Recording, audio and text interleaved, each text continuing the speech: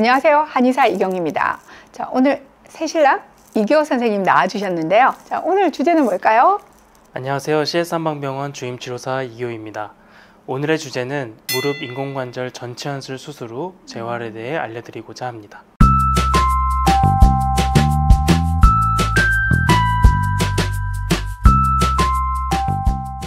네, 요즘 무릎에 대한 방송 많이 해드리고 있어요.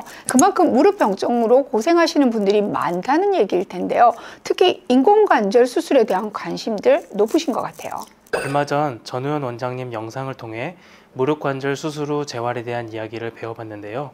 오늘은 조금 더 집중적으로 무릎 인공관절 전치환술 TKR 재활에 대해 이야기해 보려고 합니다. 무릎 인공관절 전치환술을 왜 하나요? 라고 질문을 하신다면 골관절염, 즉 퇴행성 관절염 때문에 하는 것입니다. 뼈끝을 감싸고 있는 연골이 닳아 발생하며 통증과 부종을 일으키는 질환이죠. 보통 엑스레이를 통해서 관절의 퇴행의 정도를 나눈 KL 그레이드라고 하는 등급에 따라 진단을 내리고 치료를 결정하게 되는데요. 보통은 만 65세 이상은 그레이드 3 이상인 경우에 인공관절 수술을 진행하게 되는데, 특히 그레이드 4인 경우에는 만 60세에서 64세여도 수술을 진행하기도 합니다. 저도 진료실에서 수술 받고 오신 환자분들을 많이 뵙게 되는데요. 그런데 보통 수술만 받으면 이제 끝이라고들 생각하셨던 것 같아요. 자, 수술 후에는 금방금방 잘 움직이실 거라고 기대하고 계신 만큼 그 실망감도 크신 분들 꽤 많으세요. 다른 사람들은 인공관절 수술하고 무릎을 잘만 꺾는다는데 왜 나만 이렇게 아프고 힘든지 모르겠어. 이런 분들 말이죠. 수술만 받으면 통증도 없고 뚝딱 나을 거 기대하고 수술을 받으셨겠지만 실제로 수술 자체가 우리 몸, 우리 관절에는 굉장한 부담이 되는 일인 거죠. 때문에 우리 몸이 그 환경에 적응하고 회복해야 할 시간이 반드시 필요합니다. 네, 맞습니다. 여기서 또 하나 생각해 보면요. 아까 제가 말씀드렸듯이 수술을 받는 대상이 그레이드 3가 있고 그레이드 4가 있기 때문에 같은 인공관절 수술이라 하더라도 관절의 퇴행의 정도가 사람마다 다르기 때문에 수술 후 예후도 다르다는 사실을 꼭 기억해 주셨으면 좋을 것 같습니다. 무릎뿐만 아니라 대부분의 관절 수술 이후에는 관절의 각도, ROM을 만들어내는 것이 재활에 있어 굉장히 중요한 목표입니다. 그 과정에서 수술 이전의 각도가 비교적 움직이기 수월한 각도였다면 수술 이후의 각도를 만드는 것도 수월합니다. 반면에 수술 이전의 각도가 제한이 심했다면 수술 이후에도 각도를 만드는 것이 상대적으로 어렵습니다. 그렇기 때문에 저는 환자분들께 보통 이렇게 말씀드리는 것 같아요. 다른 사람과 나를 비교하지 말고 어제의 나와 오늘의 나를 비교해 주세요 라고 말입니다. 네, 저도 그 표현 그대로 갖다 써야 되겠어요. 그만큼 수술 후의 재활 단계가 중요한 것 같다는 얘기죠. 자, 최근 추세는 수술 후 빠른 재활 치료를 권하고 있는 거죠? 보통 대학병원에서는 도수치료를 권하진 않지만 2차 병원의 정형외과에서는 환자의 컨디션에 따라 수술 후 2, 3일 후부터 도수치료를 통한 재활치료부터 시작하는 것이 통상적입니다. 제가 환자분들께 늘 말씀드리지만 도수치료는 단순히 손으로 치료하거나 운동을 가르쳐 드리는 것 이상으로 치료하시는 선생님의 교육적인 측면이 포함되어 있습니다. 수술 후 시기에 따라 도수치료 하시는 선생님의 적절한 교육을 받는 것이 재활을 하시는 데 있어서 매우 이롭다라고 말씀드리고 싶습니다. 그래서 오늘은 무릎 인공관절 전치환술 이후에 어떤 재활 운동들을 하면 좋은지 이제 직접 보여드리도록 하겠습니다. 가실까요? 첫 번째 운동은 앵클 펌핑인데요. DVT라고 하는 심부정맥 혈전증 예방 운동입니다. 수술 후 1주차부터 할 수 있는 운동입니다. 수술하신 다리에 무릎을 펴고 발목을 당겨주고 펴줍니다. 빠르게 하시지 마시고 천천히 당겼다가 지그시 펴줍니다. 10회씩 5세트 진행해 주시면 되겠습니다. 두 번째 운동은 Q세팅입니다. 이것 또한 수술 후 1주차부터 할 수 있는 운동입니다. 이 수건을 돌돌 말아서 수술하신 다리 밑에 수건을 넣고 발목을 당겨주신 상태에서 이 무릎이 수건을 지그시 누를 수 있도록 밀어줍니다. 허벅지 근육에 힘이 들어가는지를 체크해 보십니다. 6초 정도 눌러주신 다음에 풀어줍니다. 10회씩 3세트 진행하시면 되겠습니다. 세 번째 운동은 힐 슬라이드입니다. 수술 후 1주차부터 할 수 있는 운동인데요.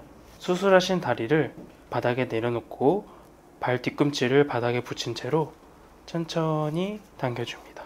무릎을 굽히시는 게 어려우실 텐데요. 그래도 가실 수 있는 만큼 천천히 움직여 주셨다가 천천히 펴줍니다. 이렇게 10회씩 3세트 진행해 주시면 되겠습니다. 네 번째 운동은 쇼트 아크 익스텐션 운동입니다. 수술 후 1주차부터도 하실 수도 있고 1주차가 좀 어렵다면 2주차부터 하실 수 있는 운동입니다. 무릎 밑에 이런 폼롤러와 같은 도구를 넣어 주시면 좋고요.